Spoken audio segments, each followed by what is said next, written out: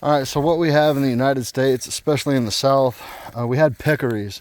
Now that was the local pigs. They're small, smelly, javelina, black, white dots, small pigs, not very formidable. So when you get into them, if one of them attacks you, they all attack you. It's like a genetic, pre-programmed disposition that they do instinctively. But what we have here is those peccaries got bred with a Razorback boar. So the Razorback Javelin hybrid is what we have here. Now they love these hog wallers. This is a little spring that barely oozes water, so they're always here. This spot usually produces. Usually I get them on the way here, but you'll know it when you see it. They tear it up. And then after they get muddy, they do that to cool down. They'll come and try to wipe their parasites and ticks and chiggers off, and that leaves those mud spots, you know, like a rub or a scrape, you know. They definitely mark their territory. You can smell them.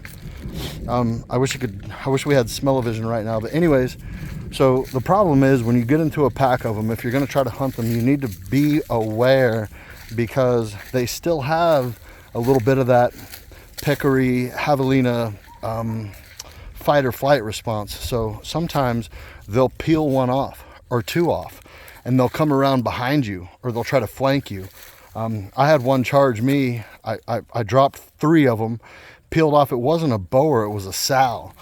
She peeled off and I shot her right in the eye. The round went down her spine and came out right by her anus. And it was thank God it dropped her, because one time in band camp, he was a stockbroker buddy that came down from New York, and he wanted to go out on a hog hunt, and he thought that it would be a good idea to drink a little more than everybody else, stay up a little bit later than everybody else, and go out by himself with a 357 wheel gun.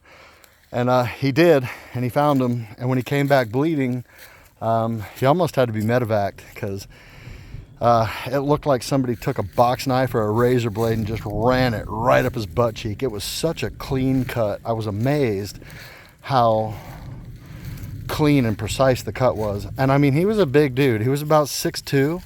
So that hog, when it came in, it reared up. And he said it was a good sized boar. The one that charged me was a sow. So it doesn't really matter. They're dangerous. You know, if it's a sow with piglets, she's going to be just as formidable and dangerous as those big boers. So when you get into the hogs, be ready. Cover your 6, 360 degrees. Yeah, situational awareness. Be good, be salty. Stay vigilant. Love you, mean it. The storm's about right on top of me. I got to go. We'll see y'all. PD out.